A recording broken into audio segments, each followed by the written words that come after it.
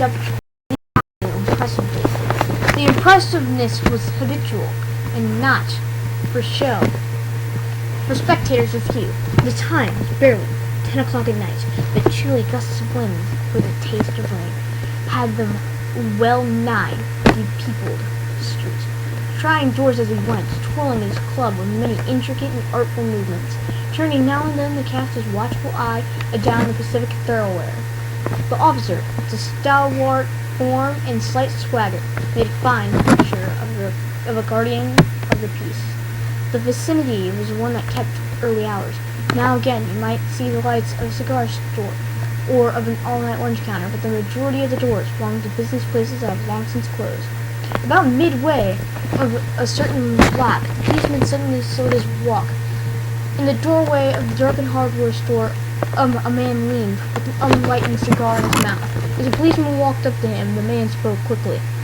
"It's all right, officer," he said, reassuringly. "I'm just waiting for a friend. It's an appointment made 20 years ago. Sounds a little funny to you, doesn't it? Well, I'll explain if you'd like to make certain it's all straight.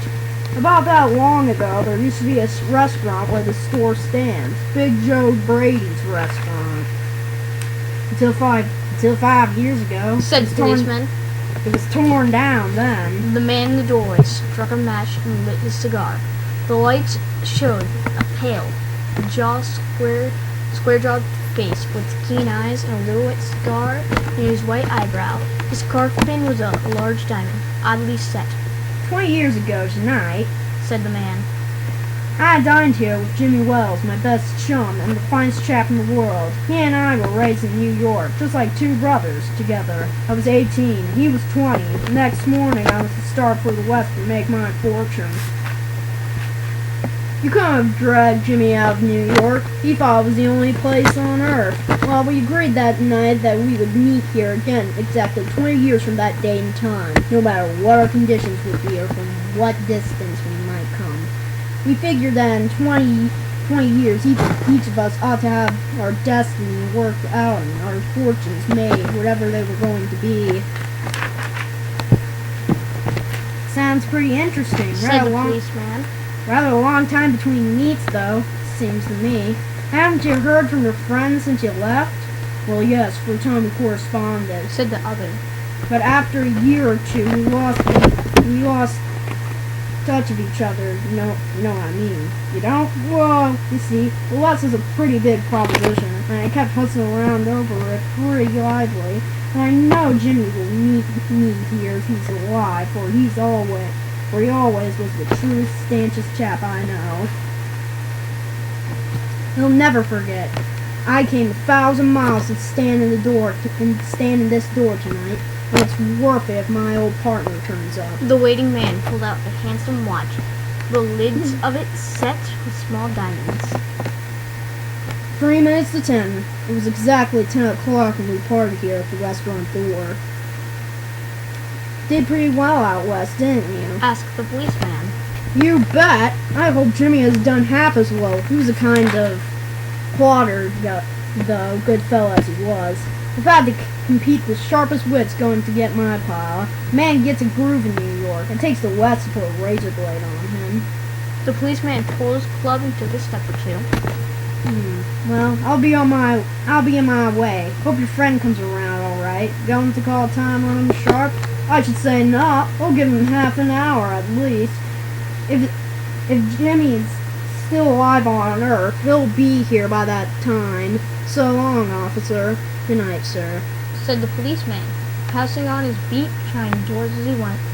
There was now a fine cold drizzle falling, and the wind has risen from its uncertain puffs to a steady blow. The few-foot passengers astir in that quarter hurried dismally and silently along with coat collars turned high and pocketed hands, and in the door of the hardware store, the man who had come 1,000 miles to fill an appointment, uncertain almost to absurdity, with a friend of his youth, smoked a cigar and waited. About 20 minutes he waited, and then a tall man in a long overcoat with collar turned up to his ears hurried across from the opposite side of the street. He went directly to the waiting man. "Is that you, Bob?" he asked doubtfully. "Is that you, Jimmy Wells?" cried the man at the door. Bless my heart, it's Bob, sure as fate. I was certain I'd find you here if you were still in existence. Well, 20 years is a long time. Your restaurant's gone, Bob. I wish it had lasted so we could have had another dinner there. How's the West treat you? Or how's it all? Boy, you look buff.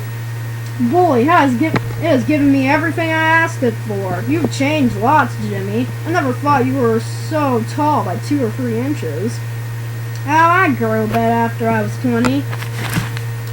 Doing well in New York, Jimmy?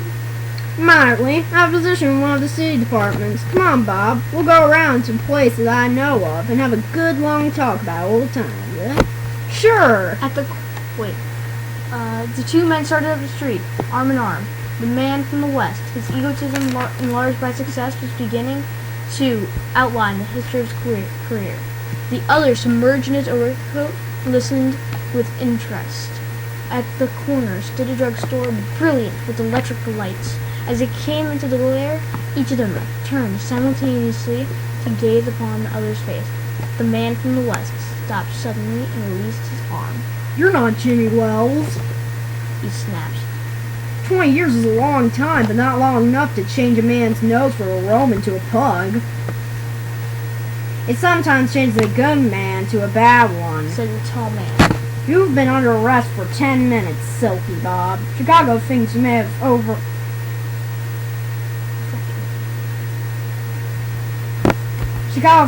have dropped over her way and wires us she wants to have a chat with you. Going quietly, are you? That's sensible. Now, before we go to the station, here's a note I was asked to hand to you. You may read it here at the window. It's from Patrolman Wells. The man from the West unfolded the little piece of paper handed to him. The paper was steady when he began to read, but it trembled a little by the time he had finished. The note was rather short. I was at the appointed place on time. When you struck the match to light your cigar, I saw it was the face of the man wanted in Chicago. Somehow I couldn't do it myself, so I went around and got a plain-clothes man to do the job. Jimmy.